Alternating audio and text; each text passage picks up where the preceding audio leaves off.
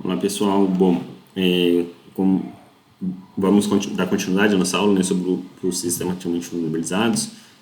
Na última aula eu encerrei falando, né, sobre as mulheres, né, as principais violações, né, que eles sofrem atualmente, por que é considerado um grupo sistematicamente vulnerabilizado. Eu acabei esquecendo de falar, né, das leis de proteção e promoção dos direitos das mulheres, que é uma questão importantíssima também quando a gente estiver falando dos grupos, a gente conhecer as leis de proteção e promoção dos direitos das mulheres. Bom, então, a primeira lei, né, que a gente vai estar aqui, né, a gente tem, inclusive anteriormente, né, em 1932, a questão do voto, né, que foi quando as mulheres ganharam o direito ao voto, ganharam não, né, conquistaram o direito ao voto. Em 1962, né, foi publicada uma lei que é o Estatuto da Mulher Casada, né, que retirou a necessidade atualmente das mulheres para trabalhar, para viajar, por exemplo, várias atividades elas precisavam de autorização do marido, e aí essa lei, né, retirou a necessidade de autorização do marido para que elas pudessem realizar diversas atividades, mas aí pelo próprio nome da lei, né, Estatuto da Mulher Casada, a gente vê que assim ainda tinha muito, né, aquela questão de que é só a mulher casada, né, que é considerada mulher, né, de acordo com com a moral e os bons costumes, né, que só a mulher casada é que realmente era vista como essa detentora de direitos. Então, enfim, essa questão de que a mulher solteira, né, era vista de forma negativa na sociedade. Então, essa lei, apesar de trazer alguns avanços, né, só pelo próprio nome, a gente consegue ver também, né, alguns dos preconceitos da época. Bom, em 2006, né, a gente teve a Lei Maria da Penha, que cria mecanismos para combater a violência doméstica e familiar contra a mulher. No nosso e-book vocês vão ver, né, um material específico sobre a Lei Maria da Penha. É impressionante, né, que só em 2006, né, assim, eu não sei vocês, mas em 2006 eu já estava ali, né, saindo do ensino médio. Então, assim, até pouquíssimo tempo atrás a gente não tinha uma lei, né, específica para coibir a violência doméstica familiar, e isso tinha consequências reais, né, que as mulheres acabavam sendo vítimas, né, de feminicídios que poderiam ter sido evitados com alguns dos mecanismos que estão previstos nessa lei, como medida protetiva, entre outros. E aí vocês vão conhecer um pouco mais, né, do histórico da promulgação dessa lei, com o material que está disponível no AVA, né, e no e-book. Bom, a gente tem também a lei 13.718, né, que aí alterou, uma lei de 2018, que alterou o Código Penal para tipificar os crimes de importunação sexual, de divulgação de cena de estupro. Então, a importunação sexual, o que acontecia que em alguns casos, né, algumas vezes simplesmente algumas questões que não eram consideradas crime, algumas condutas, né, que hoje foram tipificadas nessa lei. Então, por exemplo, ficou muito famoso, né, na época em 2018, teve muita repercussão no país, um caso, né, de que um homem ejaculou em uma mulher dentro do transporte público, né, de um ônibus em São Paulo, e quando ele foi preso, mas quando chegou lá, a juíza, né, que analisou o caso, falou: olha, pela tipificação penal, eu não posso colocar isso dentro do crime de estupro, mas e não tem nenhuma outra conduta. Então acabou, olha, eu não lembro, né, exatamente como que o homem não foi, né, ele não foi liberado, ele foi liberado, né, para ir, ele acabou sendo acusado de um crime de menor potencial ofensivo, e aí a justificativa, né, do judiciário era que, olha, essa conduta não está tipificada como crime, então eu não posso prender se não está previsto em lei que isso é crime. Acabou sendo classificada dentro de um crime, né, de menor potencial, que não tinha uma pena muito baixa, e aí para tentar enfrentar isso, o Congresso promulgou essa lei, né, para tipificar os crimes de importunação sexual. Então atualmente, né, a gente já tem aí essa mais uma forma de combate à violência sexual.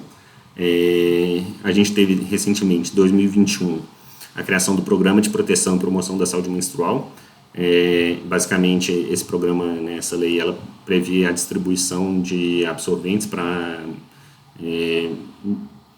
mulheres, né, e aí principalmente dentro de escolas, no sistema de saúde. Agora, né, recentemente, a lei de 2021, mas acho que do jeito que foi só ano passado, né, que começou efetivamente a ser distribuído no SUS. No governo do estado também tem uma lei para distribuição dentro das escolas, no sistema prisional, né, para as mulheres privadas de liberdade, e também nas unidades de acolhimento, né, então quando tem unidade de acolhimento tanto de criança e adolescente, né, para que as adolescentes elas recebam, e também para mulheres vítimas de violência, então no abrigo, né, para mulheres vítimas de violência elas podem receber gratuitamente. Essa lei é muito importante, né, também porque muitas vezes algumas pesquisas demonstravam que principalmente meninas, adolescentes chegavam a faltar da escola por falta de absorventes higiênicos, né, então elas faltavam na aula durante o período que elas estavam menstruadas, e aí esse programa visa, né, combater esse tipo de violação. E aí em 2023 também uma lei específica sobre a igualdade salarial e de critérios remuneratórios entre homens e mulheres. Essa lei prevê não só, né, que as mulheres têm o direito né, que elas devem receber o mesmo salário, né, quando elas exercem o mesmo cargo que homens, mas também que as empresas elas devem enviar informações comprovando, né, de que essa igualdade para o governo. Bom, questão de igualdade racial, né, no país a gente tem, né, tanto a população negra quanto a população indígena, ciganos, enfim, e outros quilombolas, outros grupos que são sistematicamente vulnerabilizados, né, por questões raciais.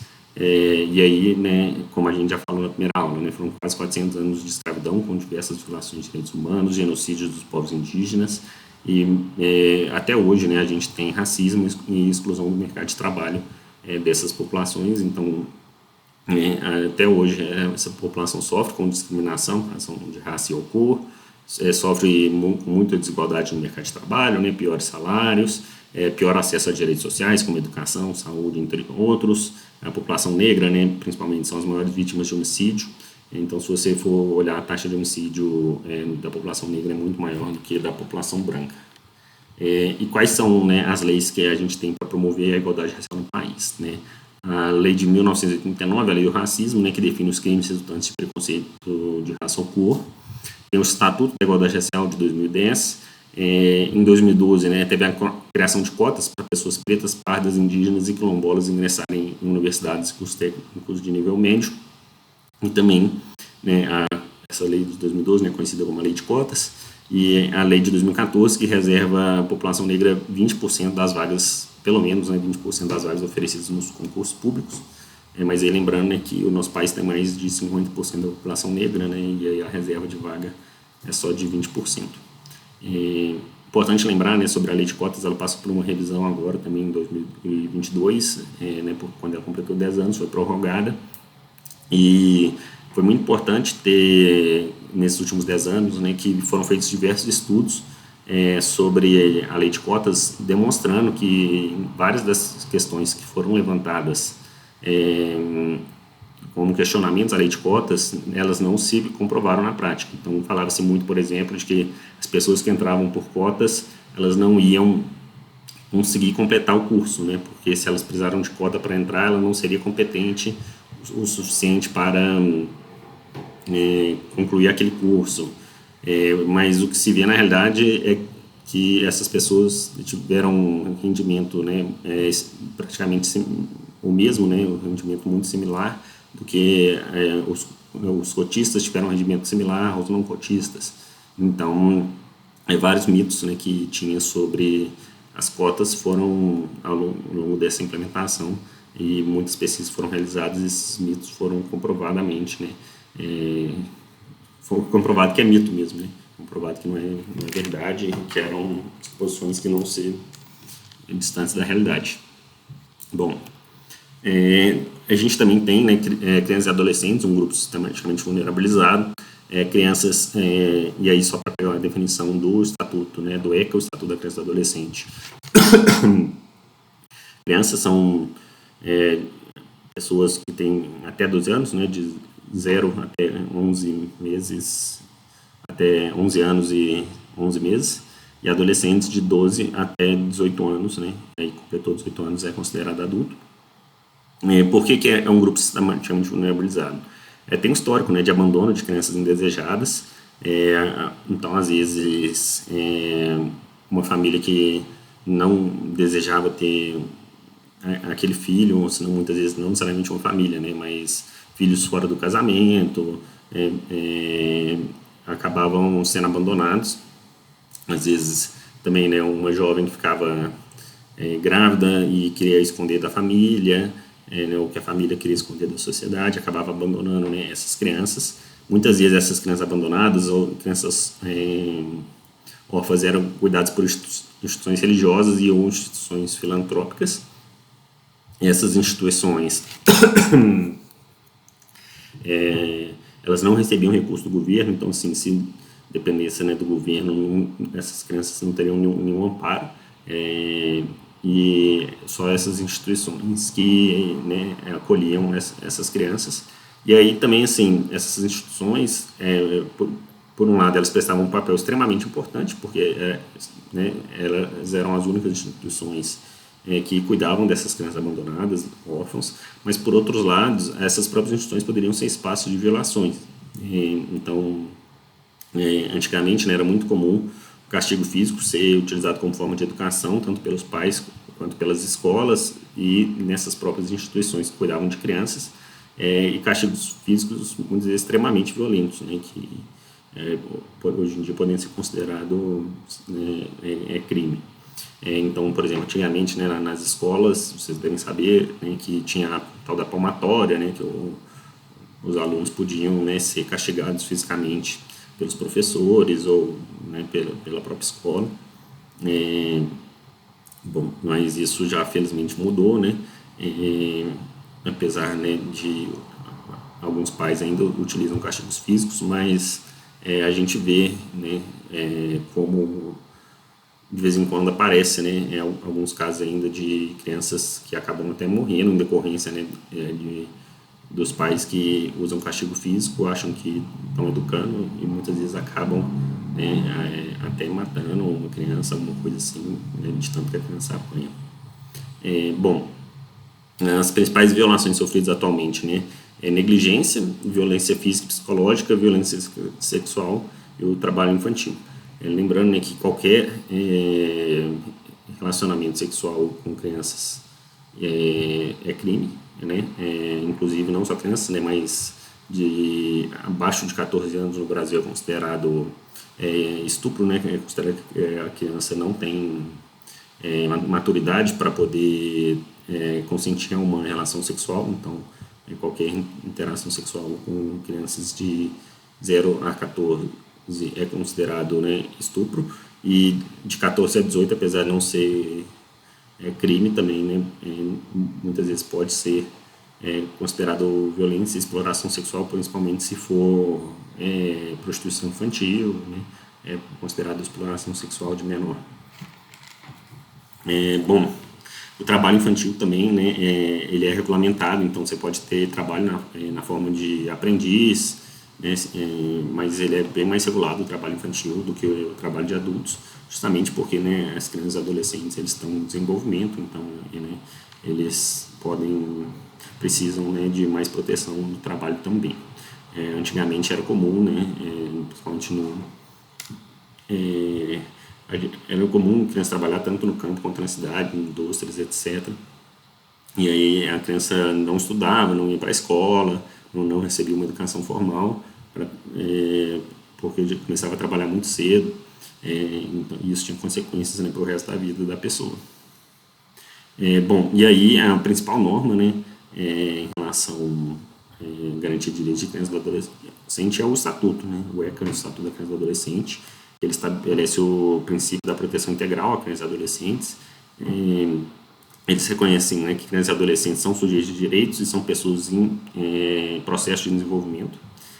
cria os conselhos tutelares, né, que são responsáveis por zelar pelos direitos das crianças e dos adolescentes, e também estabelece princípios diferenciados para as infrações penais cometidas por crianças e adolescentes, né, que justamente por eles serem sujeitos em desenvolvimento, eles ainda não têm capacidade plena, né, de responder pelos seus atos, e têm princípios diferenciados para essas infrações penais. E aí, continuando, né, a gente tem também jovens. E aí, vocês devem ter percebido, né, jovens são pessoas de 15 a 29 anos. Então, tem uma interseção, né, entre adolescentes e jovens, dos 15 aos 18. E aí, legalmente, né, a gente tem o Estatuto de Criança e Adolescente e o Estatuto da Juventude. Para pessoas entre 15 e 18 anos se aplicam os dois, mas em caso de conflito se aplica o Estatuto da Criança e do Adolescente, que tem prioridade. O Estatuto da Criança e do Adolescente ele tem algumas normas específicas que devem ser levadas em consideração, né, quando o jovem está entre 15 e 17 anos. Bom, e por que jovens são considerados um grupo extremamente vulnerabilizado? Então, são cercados de estereótipos negativos, né? Jovem é muito preguiçoso, o jovem que não quer trabalhar, o jovem que é problemático, e esses estereótipos negativos afetam, né, de várias formas. Tem uma dificuldade de acesso ao mercado de trabalho, então, né, aquela questão principalmente, né, do primeiro emprego, né, para eu conseguir emprego eu preciso de experiência, mas eu não tenho experiência porque eu não consigo emprego. Então, aquele ciclo, né, que dificulta o acesso ao mercado de trabalho. A ausência de renda, né, que faz com que muitos jovens ainda sejam dependentes da família. A questão da violência, né, os jovens são as principais vítimas de homicídios, especialmente os jovens negros.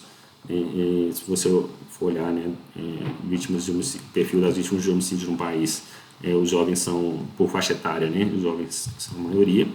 E a questão da evasão escolar também, que muitas vezes os jovens não completam o ensino médio, né, que em teoria no país seria obrigatório estudar, é obrigatório estudar até os 17 anos, né, a gente gostaria que todos os jovens completassem ao mínimo o ensino médio, mas a gente ainda tem alto índice de evasão escolar, e muitas vezes o jovem sai, né, essa evasão escolar justamente um jovem de baixa renda que às vezes quer ter seu próprio dinheiro, né, ou quer ter seu próprio dinheiro, ou precisa realmente trabalhar para poder contribuir em casa com a família, né, com a sobrevivência da família. Então esse jovem larga os estudos para poder entrar no mercado de trabalho e não completa, o que também pode acabar tendo consequências aí, né, para o futuro dele. E as principais normas, né, relacionadas aos jovens é o Estatuto da Juventude, como eu comentei, de 2013, que ele estuda direito à entrada em eventos culturais e esportivos para estudantes e jovens de baixa renda. Então, a gente sabe, né, que com a carteira de estudante, por exemplo, o jovem consegue entrar, pagar meia entrada, né, em eventos culturais e esportivos, mas muita gente não sabe que não é só com a carteirinha de estudante que a gente consegue ter esse acesso. Então, um jovem, por exemplo, de 20 anos que já completou o ensino médio, mas que é de uma família de baixa renda, né, e aí por baixa renda entende-se na lei, né, famílias com renda de até 2 salários mínimos, ele também tem esse mesmo direito. E como que ele faz para acessar esse direito? Ele emite o ID Jovem, que é um documento que vai comprovar que ele é um jovem de baixa renda. Essa comprovação, a emissão do ID Jovem, ela é integrada ao CAD Único, né, o Cadastro Único de Programas Sociais. Então, se a família do jovem estiver cadastrada no Cadastro Único e nesse cadastro estiver demonstrando que essa família possui renda de até 2 salários mínimos, ele vai conseguir gerar o ID Jovem, e com o ID Jovem ele consegue aí, o direito à meia entrada. E além do direito à meia entrada, com o ID Jovem ele também consegue viagens interestaduais que podem ser ou gratuitas ou com 50% de desconto.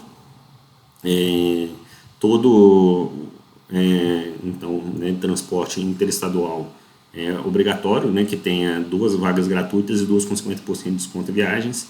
Se o jovem apresentar o ID Jovem, ele pode solicitar essas vagas, e se a empresa negar, ele pode pedir que a empresa dê uma declaração negando. A empresa, assim, ela pode negar, por exemplo, se as vagas já estiverem preenchidas. Ela fala, olha, Não, são 2 vagas gratuitas e 2 com 50% de desconto.